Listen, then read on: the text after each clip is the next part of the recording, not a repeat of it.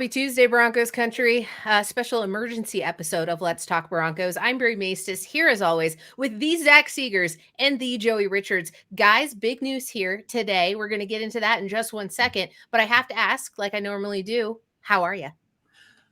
Bree, I'm doing fantastic today. I'm doing amazing. I mean, it's a beautiful day to be a Broncos fan in my mind. Now, I don't know if you guys agree. We'll get into that later, but they landed. I put an article out, I think it was about a week and a half ago to 2 weeks ago, about who my favorite candidates were. Sean Payton ranked number one on my list, so we'll get into that.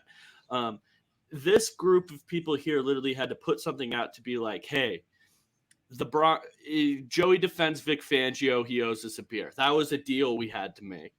Um, and I won. And I won. Could possibly be coming he could be coming back to the Broncos. Now that bet's over. I'm about to make a crazy scene on the show. Zach, how are you feeling? I'm feeling good. I don't know. It's good to see. I don't know. The Broncos have felt like a rudderless ship to me for a long time, and I think now they have a rudder. And who knows it in the long run if it'll point them in the right direction, but they have a direction, and that's an improvement to being cast away and lost at sea. Hopefully it pans out, and I don't know. I think that sounds like setting the bar low, but it would have been hard to really establish that direction and feel like it was rock solid established with simply a head coach hire. Sean Payton, given his pedigree, given the investment that's required to get him, is going to do just that. So I'm feeling awesome.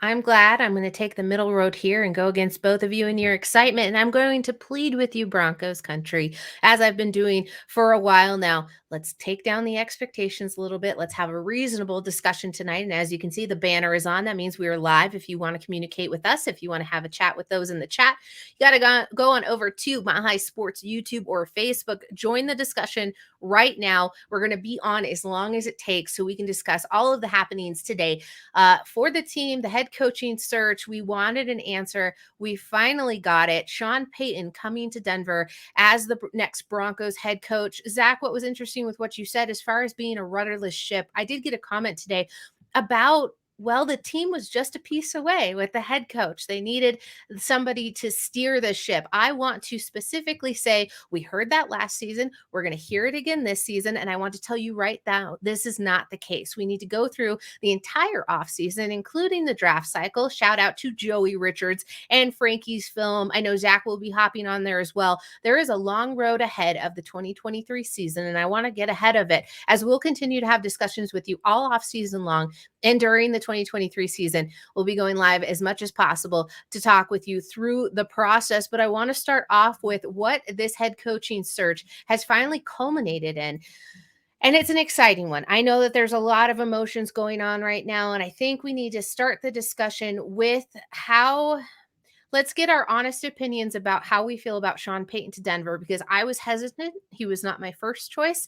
I do not specifically believe that he was the Denver Broncos' first choice, but I do think that they made a smart decision to go ahead and offer what they did for him. We'll get contract specifics out there, trade draft capital specifics out there as well, because we want to make sure you have the most up-to-date information. But I do want to say that I saw Ian Rappaport's reporting throughout this entire process and some other Denver insiders on what they thought the process was. And they gave us very up-to-date and critical information about how this process was going through with the Broncos Walter Penner head coach searching group for this team. So I want to put it out there that I truly believe we had the most accurate, up-to-date information. You're going to see reports from Adam Schefter and other team reporters going in a little bit of a different direction, but think critically here and understand that the reason things took as long as they did were not because they couldn't agree to the current terms that Sean Payton was offered to end this coaching search. I'm going to throw it to whoever talks first. Tell me how you feel about Sean Payton to Denver. Let the LTB community know. I first want to say that I agree with you, Brie. I think that the timeline probably went. I think he was more so your third option. I think it went Harbaugh 1, D'Amico Ryans 2, Jim or Sean Payton 3. That's the way I see it going. The way I see it, how it went, that's the way. I do actually believe that. Or there would be no reason to publicly or give an okay or leak that D'Amico Ryans was your top candidate at one point in time. That wouldn't make sense. And that was something that came out. And I do think that if D'Amico Ryans chose the Broncos, D'Amico Ryans would be a coach today. Now, hear me out. The other point to this is that I don't care. I don't care where Sean Payton ranked. I don't care if Sean Payton was the 1,000th candidate on the list. They hired my number one. I don't care. I really do not care. Sean Payton was my favorite coach through this cycle. Like I said, I put that in an article about 2 weeks ago. You can go check that out. And he was the number one in my books. Doug Peterson, right? How we could all go back and look at that. Doug Peterson wasn't the Jags' first option. They went through Byron Leftwich. They went through Nathaniel Hackett, landed on Peterson. How are they sitting today? The main issue here isn't, hey, where do these people rank in the owner's eyes? Because the owners don't really know how to hire coaches. Most of them aren't football people. Like, that's at the end of the day something that we all have to keep in mind here. The process is flawed. The Broncos' first option was Nathaniel Hackett last year. That ended terribly. Like, it doesn't matter. It doesn't matter to me. I'm looking at it from my perspective, and I think that Sean Payton is the best person. So I don't really care. I don't really care. Bill says over on YouTube, I don't believe they had Ryans over Peyton. I'm going to respectfully disagree and tell you that because of the timeline and how long it took, and because of the secondary meetings and Ian Rappaport's reporting that they met additionally with him, and he decided and gave the I'm no longer interested in Denver, I'm going to Houston talk, that is what led to the hiring getting done today. We were waiting for one last pin to drop in this cycle. Whether or not this is 100% true, I can't tell you. I'm not in those meetings, but I do believe they had Ryans over Peyton. I think that he's going to be a tremendous head coach. I want to wish him all the very best luck in Houston. Zach, how do you feel about it? And I want to, just underline everything you said. This is a very murky situation, and I think ultimately only ownership knows. But when you look at the way these reports came out, I think that is the reality of the situation. Also, just knowing what I know from working on the Broncos beat, I know I'm not on it anymore, but I was on it for several years, and I know who's reporting what from who. I've got a pretty good idea, and I feel pretty confident that the storyline that the Broncos always had Peyton number one is coming from the team, more or less. And the storyline that is a very detailed timeline of events about who was ranked where, what, and it's very detailed rather than just like vagary. Oh no, the Broncos always had Peyton number one. That is the one that is more accurate reporting, in my opinion. Yeah, we want to take into consideration who formerly has ties and still has ties to the Denver Broncos as a unit, as an organization. Not saying that they're inaccurate reports, but I think certain things needed to come out about this coaching cycle, and we've been hearing a lot of speculation. So we're all about it. Happy to have the discussion with you. Want to thank Bill 1293 for reaching out and giving us your comments. Continue to send them through. I want to highlight them. I want to answer some questions. So if you have some questions about the process, we'll do our best to answer them or point you in the right direction. Guys, it just feels nice that it's finally over, at least for the time being. We still need to, I'm sure, jump into what coordinators are going to look like, what assistants are going to look like, because that's going to be a long battle here. I know there's a lot of people watching over on Twitter. If you'd like to come have a conversation with us, I'm going to let you know again, YouTube and Facebook for Mile High Sports, and we'd like to have a conversation with you, or you can tweet at us. Our Twitter if you're watching us over there. Joey, I see your hand up. Yeah, I just want to address this. Bill in the comments, and I love Bill. Bill's in our chat quite frequently. Shout out, Bill. We love you. Shout out to Bill all the way. He says Schefter with Denver information is 1,000% better than Rappaport, I think is who he's saying. He used to work for the Denver Post. Now, here's one thing I want everyone to keep in mind. While that's true, you have to think like, okay, he's broke Condoleezza Rice stories multiple times now. He did used to work for the Denver market and he's going to get the team side of the story. That's kind of what I want to highlight there, is that there's multiple sides. Now they're going to leak different things to different people. Rappaport's hearing one side of the thing, Schefter's hearing another side of the thing, but Schefter is going to hear the Broncos, what the Broncos want to put out. And I want to make that blatantly clear. Schefter is tapped in with the Broncos massively. There's no doubt about it. So I would tend to agree with you, but in this circumstance, we're going to get it from the Broncos' point of view. So I don't know if that's really the one I want to believe, because he's going to paint the best picture, I would say. Yeah, exactly that. Schefter, just how the sourcing game works. Like, it's not like people just tell Schefter and Rappaport things for, laughs. Like, they do it for a reason. It's generally kind of a quid pro quo. Like, I'll do this, and then maybe you give me information about something down the line, or you help leak a story for me or whatever. Like, that's just how it all works. Like, it's not just like they find it out. Like, it's a relationship. You have to maintain that relationship. And to Bill's point, Adam Schefter has awesome relationships inside Denver and with the Broncos. How do you think he has those awesome relationships? Because he's friendly to them, right? All right, but before the Illuminati shows up. I mean, I'm not saying anything that's, I think, unfair. Like, I just... No.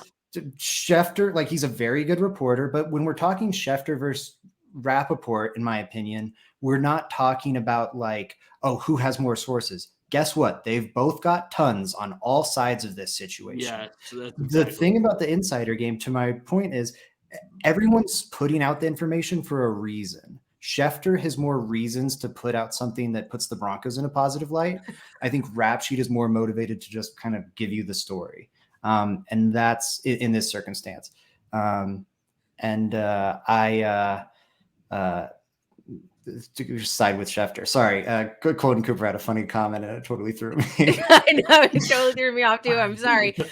14 over on YouTube says, question for the pod. We obviously know, and I'm just going to set this up, that Nathaniel Hackett did a really great job in his opening presser. Do you think Sean Payton wins his press conference? I think Sean Payton can go up there and say anything. Hey, resume speaks for itself, man. I don't. Sean Payton is a good speaker from everything I heard. I mean, he has a TV job, right? So that's going to lend well over to dealing with press conferences and stuff like that. I think he's going to be fine. He might get some bold takes. I mean, he's not a keep it to the vest type guy. That's the one thing I have to say about Sean Payton. He's going to tell you exactly how it is. So if you like that type of personality, you're going to like Sean Payton. If that's not your cup of tea, you're not going to like Sean Payton. That's you're going to get Sean Payton regardless. You're not getting a fake version. Yeah. So one, he's no Jerry Rossberger, Nathaniel Hackett in terms of public speaking. Kidding. I think he'll do better, because Hackett was, I think, always kind of cringy and tough, but I think he'll be fine there. But really, I think he wins the press conference the moment they put out the nameplate that says Sean Payton. Once they put out that nameplate at the podium, not even like when he walks up there, when like they put out that nameplate, like Sean Payton, Broncos head coach, press conference 1, it's over. It's all good. I really hope that they give Russell Wilson and Sean Payton conjoined offices, maybe with a little door in between them so they can communicate and work back and forth. The anticipation is that Sean Payton will be able to fix Russell Wilson and that he'll be able to get him back into form. We've heard a lot in the last couple of weeks about Russell Wilson wanting to work specifically with Sean Payton. Now he gets his wish. I really like Bill sending in all these questions. I think they're fantastic. What do y'all think of the trade compensation? Too much, too little, or not enough? It's essentially Chubb and a second for a third. So it's the swap here. I see what you're saying. I am going to take the notion that I always thought it was risky and rich to trade picks for a coach. I know that you guys may have a different lens on this. Do I think it's too much? We won't know. Much like during the draft, you can't really say how a draft class did or how much you got for your value there until the season has concluded. I think we will be looking at this season to note whether or not it was too rich. Right now, it's not. You got your guy or your second, third guy, and then you'll get to assess whether or not it was too rich for the decision that was made. Right now, I'm going to stay partial and I'm going to say it was what it was, guys. Yeah, go ahead, Zach. You go first. I think you're right. It feels a little dodgy to trade that capital for a guy that you're not in love with. And I think based on the reporting, again, I think they preferred other guys. Now, maybe the deciding factor there was draft compensation, but it's weird to me that like you have D'Amico Ryans plus no draft compensation over like, and then Sean Payton with his draft compensation, and then like Jonathan Gannon and Shane Steichen and Mike Kafka or whatever. Like that just feels like a really weird, like to sandwich the inexperienced guy that costs no draft capital, the super experienced guy that does cost draft capital, and then all the other, it's an odd ordering of things. And if that was the ownership's beliefs, that element of it does worry me. But to Joey's point, the ownership's not the evaluation that matters. Sean Payton's put a great resume together, and I think it will probably work out. But to me, it just kind of reeks of like ownership just went, we're getting our guy. And I think you saw that with them going up to Ann Arbor and getting that meeting with Jim Harbaugh. I think that was kind of their plan there. And Jim Harbaugh gave them a hard no. And so they were like, okay, we're getting our guy. And maybe they did beg and plead with D'Amico Ryans, and he went, no, I'm going to Houston. And they went, all right, we are getting our guy. And they went all in on Sean Payton. And I think that's not ideal, but I still think Sean Payton's good. Like these things can be independent of each other. I question the process. I think the results are solid. The compensation, I got sidetracked on Bill's point. It's fine. It's like I question again the process of it all. If you don't love a head coach, why are you trading this much for him? But if in a vacuum, Sean Payton is worth Bradley Chubb and a move down from the second to the third round. If you were willing to make this trade as you were 2 weeks ago, you would have just signed on the dotted line. There's been a lot of wet ink floating around out there. And I think the hesitation proves positive for that narrative. But I'll let you guys decide on yourself. That's why we're here, Joey. Yes. Yes. My thing is, Zach, you brought up the point where, and Bree, you guys both brought up the point where it's like, hey, it's weird how it's sandwiched behind D'Amico Ryans and other unproven people. You guys brought up how if they really wanted to do it, it would have been done a bit ago. And guys, I am not disagreeing with that whatsoever. But what this tells me is the draft compensation or the pay or the power you had to give up was the issue, not Sean Payton himself as the coach. It tells me that all the other issues that were in hand here, because that's where I think people are getting confused in here, is that it's if Sean Payton didn't have any of the draft compensation, you didn't have to pay him 20 to 25 million. If he didn't require to give up more power than other coaches, he would have been hired the first candidate off the board. He would have been hired immediately. The issue is those three factors. When you have coaches in play that are just for free, like pretty much like, of course you have to pay them, but you don't have to give them a first or a second. Yes, he's going to fall down a little bit, and it's going to make it more even with other competition.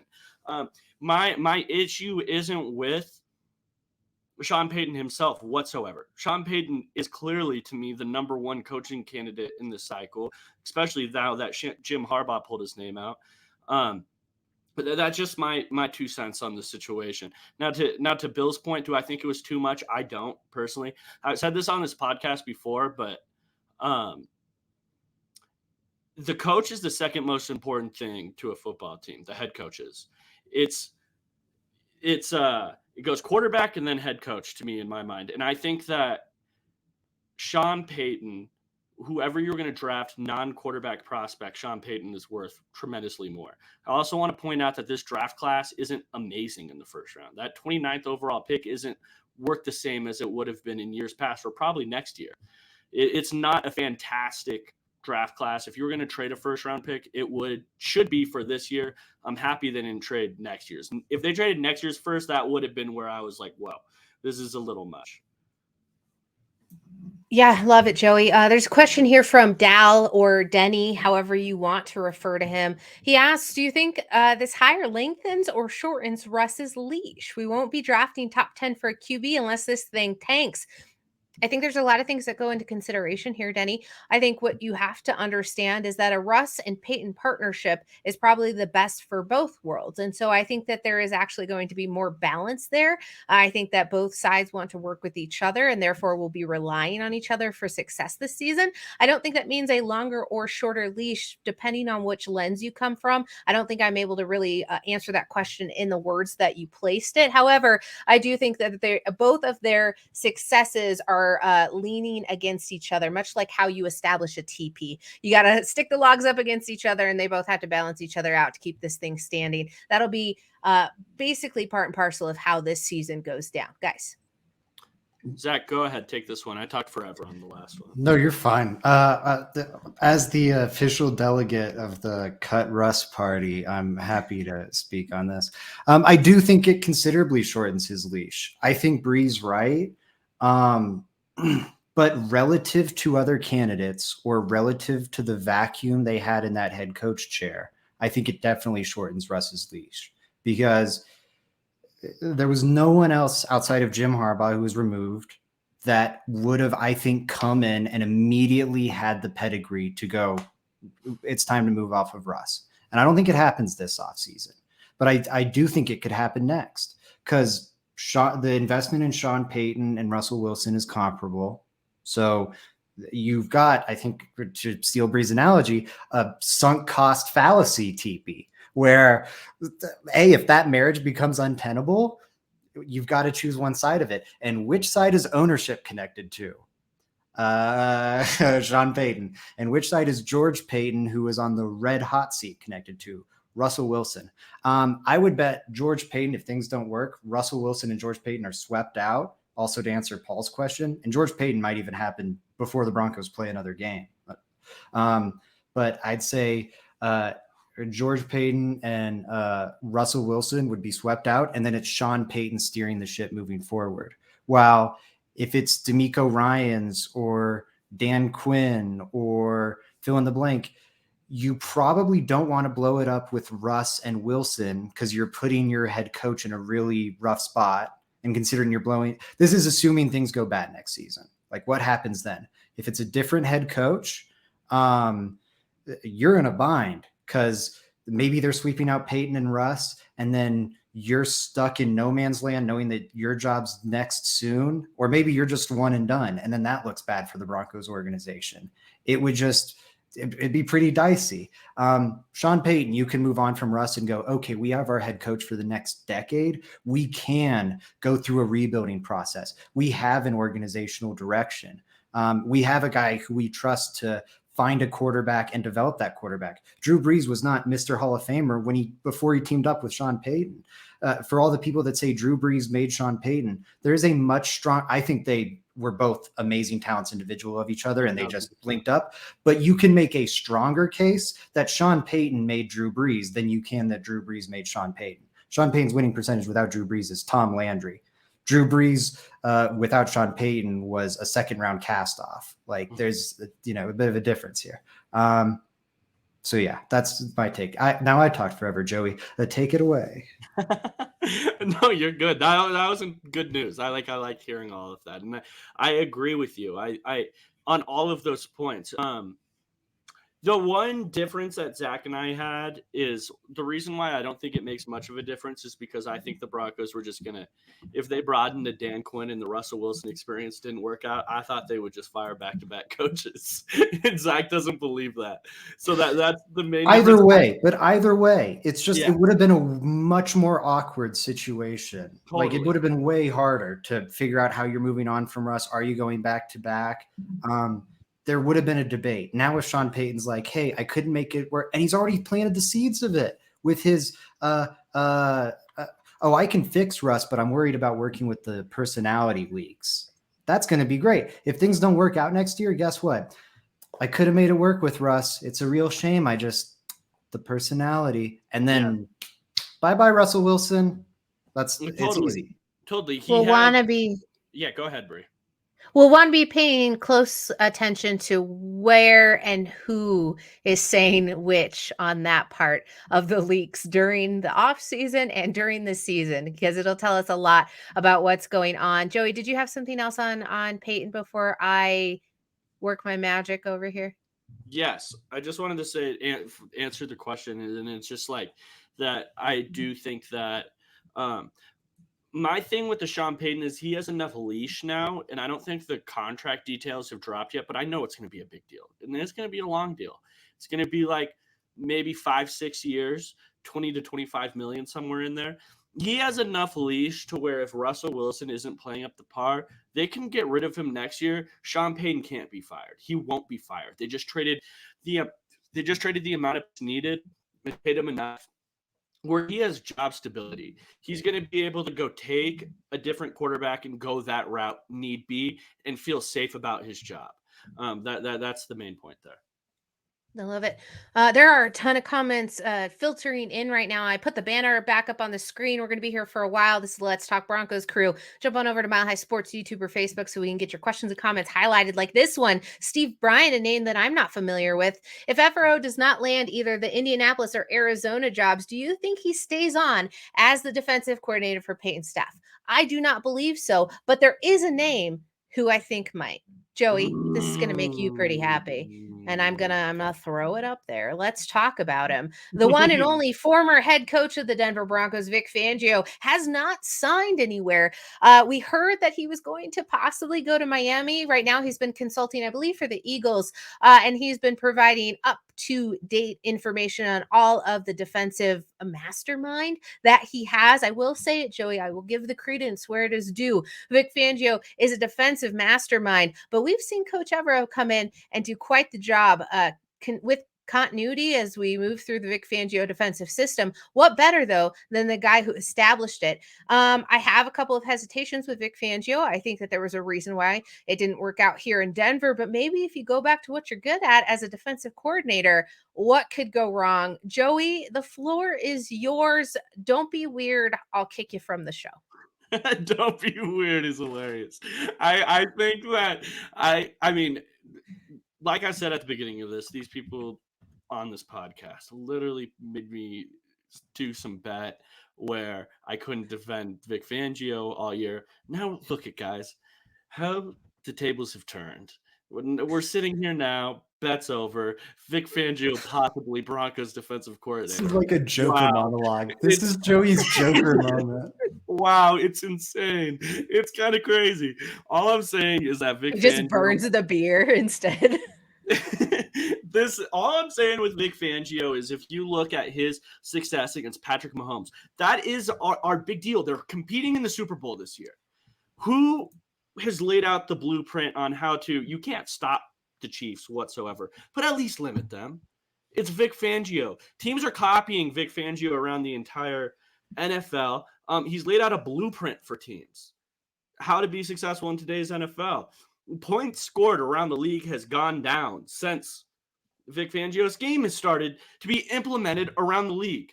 We could talk about Evero. Evero's been amazing. Now he's added on and changed his scheme up to be more in Evero style without question. But where does it stem? Vic Fangio. Vic Fangio has been that dude for a really long time. He's gone to multiple teams and been successful everywhere he's been on the defensive side. He is the guy. I would be ecstatic if the Broncos were able to bring him back.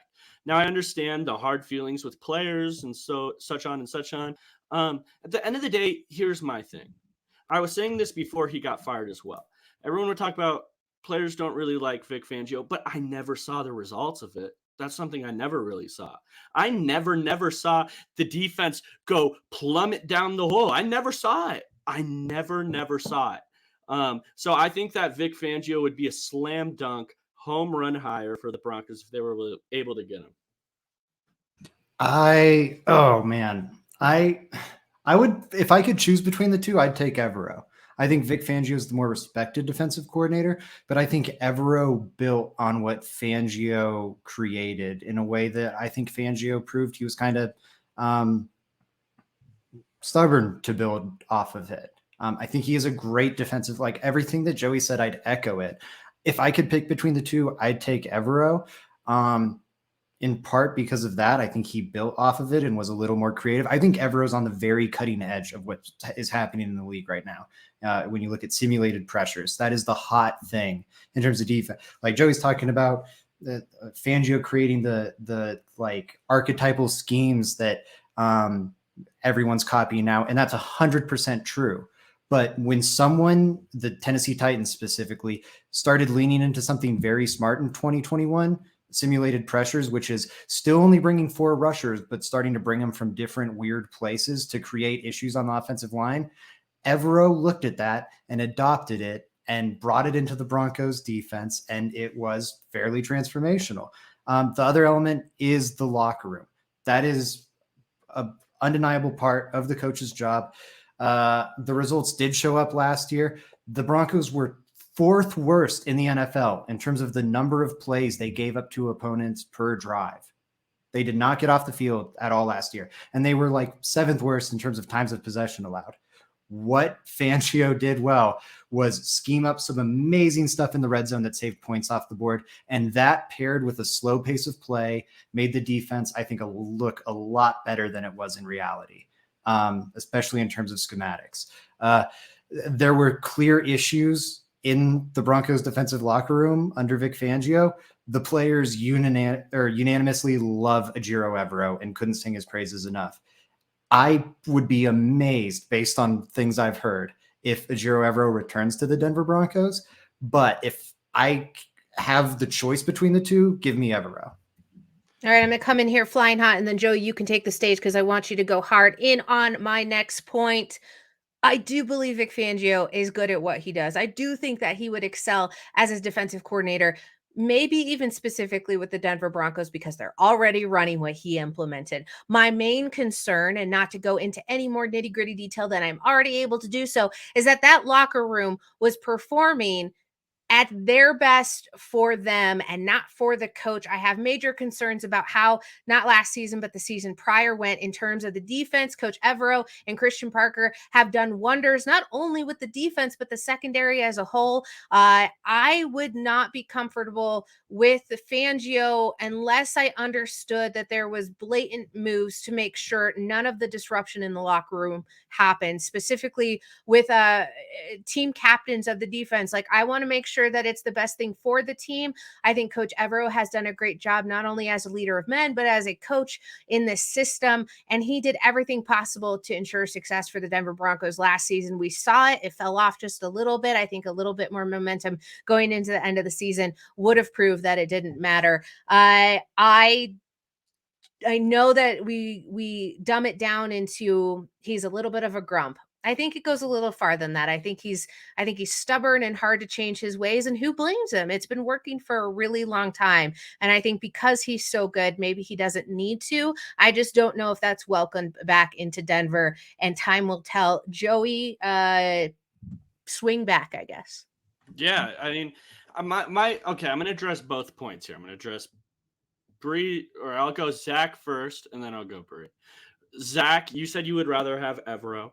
Now, if I were guaranteed 5 years of Evero, I might agree with you. You know what the difference is? Evero is going to be hired as a head coach as soon as next year.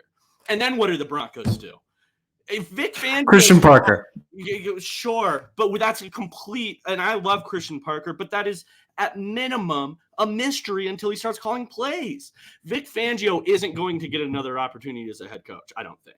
That ship has sailed. Vic Fangio could be the Broncos defensive coordinator for the next 5-6 years. Fangio does have known baggage. That's something I can't say about Evero. I can't say it. To Bree's point in the locker room, here's my thing with it. We came off the Vic Fangio period, and people were looking for We need a players coach. We need someone everyone's going to love. We hired one who was Nathaniel Hackett. It didn't work out well. There's multiple styles of coaching. We've seen hard, crazy coaching work as well. We saw it with Bill Belichick. You still have to respect. You still got to respect him. I get it, but I mean, my thing here is that players would go take lesser deals to just win with Bill Belichick, whether if they liked him or not. Like, a lot of these guys just want to win football games, and I think Vic Fangio gives them a good shot to win football games. He's shown that. Going back to Chicago, there were no issues with him as a defensive coordinator. I think a lot of the issues came with him as a head coach. That's my issue. I think that when it's working, it's great. When it's not working, everyone hates on the style. That's my end all take there. That's all I gotta say. You guys got anything to add there? Yeah. No. Okay, go ahead, Zach. No, I just think like you bring up a good point. Like, you don't know if Christian Parker will be a good defensive play caller, but he is wildly well thought of. Like, in the same way when we were talking about D'Amico Ryans hypothetically maybe bringing a guy like Chris Kasarik. We have no idea what Chris Kasarik's like as a defensive play caller. But man, is he one of the most exciting, most highly thought of young position, or I don't know how young he is, but position coaches in the league. And I think Christian Parker falls into that bucket. And learning under Fangio, learning under Dom Capers in Green Bay a little, learning under Ejiro Evero, I would be excited to see what that looked like. I do think your stability point is fair, but there are known problems, I think, with Vic coming in to this locker room. And I also worry about how just Fangio works in a modern coaching window. I don't know. I think it was fine in Denver for the first 2 seasons, but it wore out. Like, I wonder if it's a bit of a Jim Harbaugh thing. But Except Fangio's not coming to a fresh place. He's coming. Wait, what? How much of that do you think was just losing? The Broncos sucked. I think that has more to do with it than the style of coaching. The style of coaching rubs people the wrong way when the team sucks. If the Broncos I think there's a problem. They would not care. That's my deal. Like, if the Broncos were winning, it would be a lot less of an issue. There are wounds that are still there with, I think, members of the team that were there during Fangio's tenure, about the fact that Fangio would never really take ownership or have the coaches take ownership for their mistakes. And it was always the players' fault. And I don't think those feelings have gone away. Yes, if they started winning, it could fix things. But I think you and I agree that this team's not going to be winning a lot next year, and that they still might be propped up by their defense. It's going to be a lot harder to be propped up by the defense while you're losing games if they are furious with this Fangio nonsense. Yeah. I mean, it is like, how much is the roster even like exactly the same, I wonder? Like, there are players that I know of that did not like Vic Fangio at the time, still in the locker room. But, like, I don't know, man. Like, these guys are getting paid millions to go play football. If they hire Vic Fangio, my deal is suck it up. I don't, like, that's honestly my deal.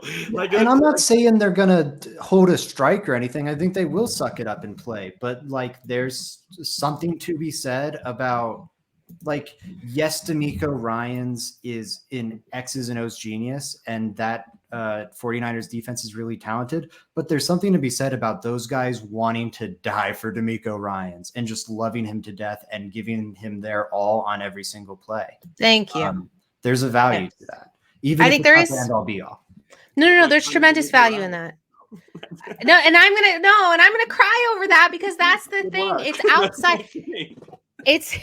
It's outside, though, of like the players coach and D'Amico Ryans, right? Because it was the respect. It was the I would die for him. He's going to be president one day. Da, da, da, da. You're not hearing those things about Vic Fangio. Everyone's just being like, well, he's kind of grumpy, doesn't really like certain people. And when he doesn't, he lets you know. Like, to me, that's not really functioning as a full head coach. So that's why you're right. He probably is not going to get another chance at that. But could he pull off defensive coordinator? Maybe. But this defense has gotten really, really comfortable with and I shouldn't even say comfortable. I should say they're used to getting the mutual respect from Christian Parker and Coach Evero and being able to build around a team and a unit in which they trust. My whole thing is I am worried about going in 180 in the other direction and causing a whole lot of volatility there. That is my really big concern.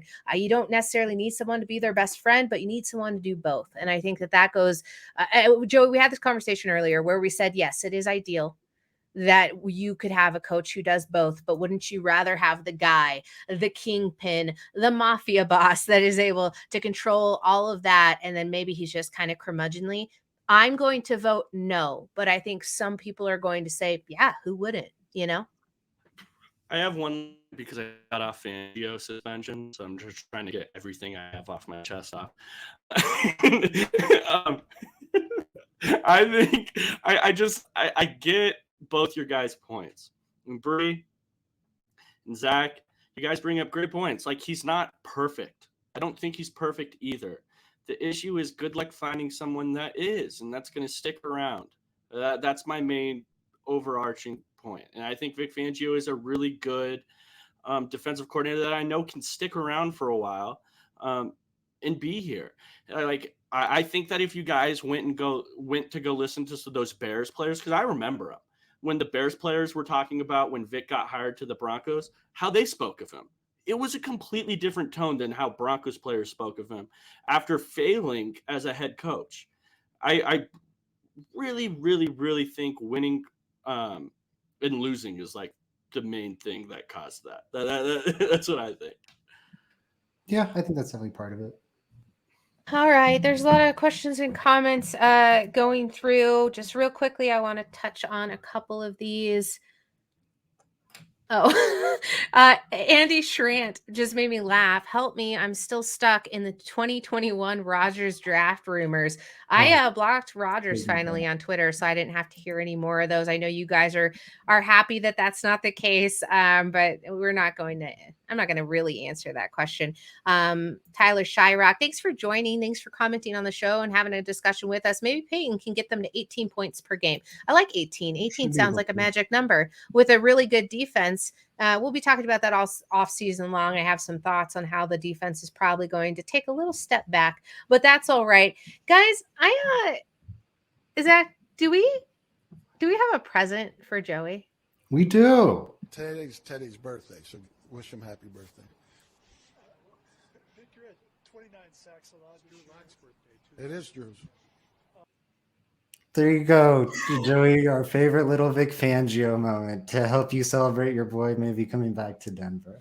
I'm so mad that you used me and then you hurt my feelings in the same audio clip. I'm sorry. Well, you asked to set it up. I would have set it up, but then you were like, how should I set it up? And I was like, well, she's the host. I guess it's a present for Joey. I wasn't trying to hoodwink you. You totally hoodwinked me. Steve Bryant opened up a can of worms on the defensive coordinator question. Thanks for the feedback. Great pod. Great question. This is why we do the show. Like, if we just wanted to talk at a bunch of people, we would just record it and release it out into the wild. We wouldn't ask any questions. We wouldn't have an open chat. Steve, you made the show better just by being here. D-Bronx comment is hilarious as well. He says very healthy to have a topic as big as Sean Payton to the Broncos and still have 20 minutes dedicated to Vic Fangio. That is so true. Very LTB of us. All right, fine. I'm done. I'm done talking about Vic Fangio. Yeah. We covered a lot of Sean Payton. What is there to say that hasn't already been said? Because guess what, Broncos country. On Friday, we're going to have another episode and we're going to have to talk about what we think the staff is going to look like. Then on the following Monday, we're going to have a lot to recap over the weekend. So stay put. We're going to be talking about Sean Payton a whole lot and maybe not Vic Fangio. I can only really hope. Joey, I got a question for you. Yeah, let me know. What's one of your favorite beers that you have been drinking on lately? I'm actually drinking it right now. Now, everybody, this is very, very rare that here on the Let's Talk Broncos podcast, I am able to promote something I absolutely love. The Weinsteffen Hefeweiss beer. is one of my favorites. It's really, really good. It's a Hef beer, obviously, just like I said. It's coming from the oldest brewery in the world, German beer. Zach, Brie, how old do you think the oldest brewery in the world is? 1700s, 1600s. I don't know history. Don't ask me to give dates. I don't know. 67 years. No, that's not enough. 97 years. Okay, well, this brewery in Bavaria dates back all the way to 1040. That's how old this brewery is. The Hef beer is absolutely delicious. Like I said earlier, it is one of my favorite beers. It's the number one wheat style beer in the U.S. It's the number one, like, awesome. It's the highest rated German wheat beer available in the U.S. It's amazing. Like I said, one of my favorite beers ever. Yeah, that it is one of my favorite beers. Brie, go. It's hard to say, but it's easy to drink. It's hard to say, but easy to drink. Like I said, it's pronounced Wine Stefan. That's how you say it. Wine Stefan. Wonderful. Well, we're really happy to have him on board. Zach, have you had Weinsteppen before?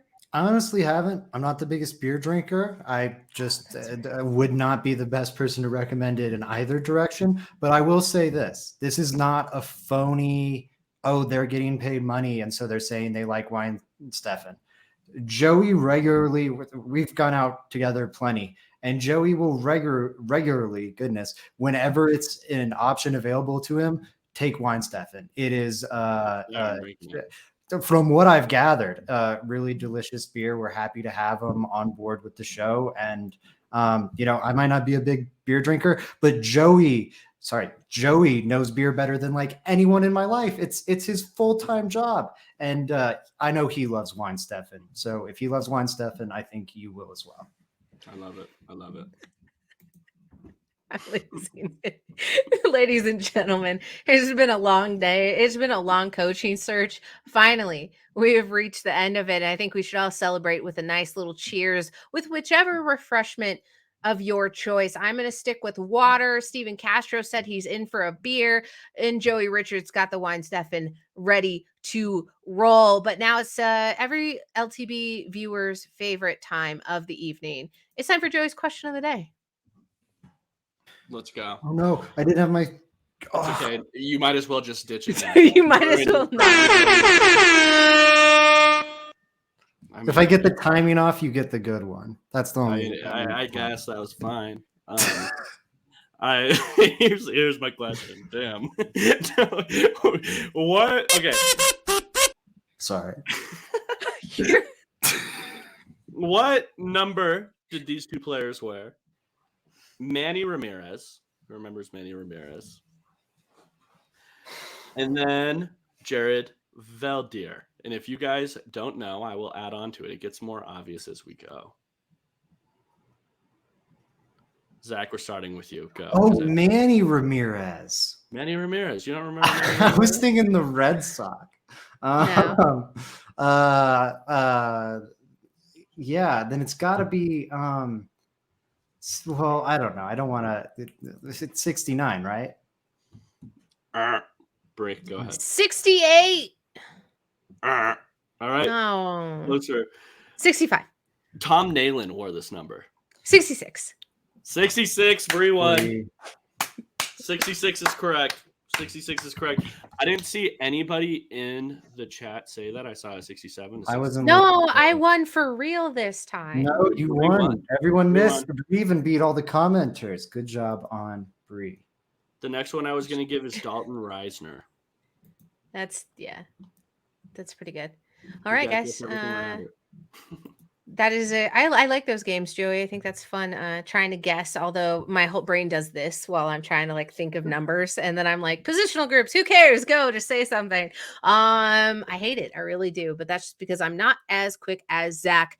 Guys, huge news. Zach already told you on Monday, but maybe you weren't watching on Monday, and now you get to have Tuesday's news. Zach, tell them what's up for your work for Mile High Sports moving forward. Yes. Absolutely. I'm over on the Buffs beat now, and I want to be very clear because we had some questions pop up again in the Discord, so I'm worried I wasn't clear enough last time. I am still fully involved with LTB. Nothing's happening with LTB. LTB is a baby to me. I'm thinking it was the "See you guys later" or "So long, suckers," or it was something like that graphic. I think that was kind of the disconnect there. I don't. Yeah, it was. Yeah, I think that might have been the the confusion. message. I'm not. I mean, I can't exactly say, but It might have sent some mixed signals. I was just saying at the time, maybe a little think bit. about also that shows how different things were just 24 hours ago. It looked like the Broncos coaching search was in shambles. And I was like, hey, thank goodness I'm going to be writing about CU instead. Only thing that is changing, nothing's changing with LTB as a result of this. All that's changing is my writing is about the Buffaloes instead of the Broncos, though I am hoping to find a home for my Broncos writing. But tons of great Buffalo stuff. I'm really proud of the stuff I've got coming out right now for Mile High Sports. Please go over there and check it out. I've got 2 articles out right now. One looking, it's every single offensive prospect that came through CU's doors this past weekend. It's an insane talent pool. The Buffaloes, literally as long as recruiting databases have existed, have never had that level of talent come through their facility on one weekend. Frankly, I don't know if it's ever happened in a whole recruiting cycle. 3 5-stars, 15 4-stars. Actually, that list was wrong that I'm memorizing. It's more like 3 5-stars and like 18 4-stars. That is like a really good LSU class. And that was just all together at CU's recruiting facility this past weekend. Really excited diving in there. And then my latest article dropped today. It's about how one of those guys, Juwan Johnson, a cornerback / quarterback from Louisiana, number 4 player from Louisiana in the 2024 class, is deciding between Florida, LSU, and Colorado. And I think if you look at if you read the tea leaves, all signs are pointing to him choosing the Buffaloes, but you'll have to read my piece to find out what those tea leaves are at milehighsports.com or Zach_Seegers on Twitter. And thank you to Bree and Joey for supporting me through this transition. That's meant a lot to me, guys, as well as all of the Buffs fans out there. They've really embraced me and been really warm with me. And if any of them are listening, I just want to say, and all the LTB listeners and stuff who have congratulated me on the transition, I am very grateful to everyone that supported me with this change. And yeah, don't worry about LTB. Nothing's changing there. Totally. Yeah. And if you guys don't know, Zach's already released 2 articles. Like, he's going crazy over there already. That news was just announced, literally just announced. Zach's going crazy already, writing. He's a content machine still over there. If you guys are into college football, you really don't even have to be CU Buffs fan. CU Buffs are just interesting to follow right now. So make sure you're going to check all of that out. You guys can find my work at Mile High Sports. I'm going to be running a ton now. I'm going to continue to try to run a ton. Edge piece coming soon. I have another piece already planned after that. So everyone, make sure you're checking all that out. And then follow me at JR Drafts. Bree, where can they find your amazing work? You got to come listen to me over on the Fan Cave 1 to 2 p.m. for Mile High Sports Radio.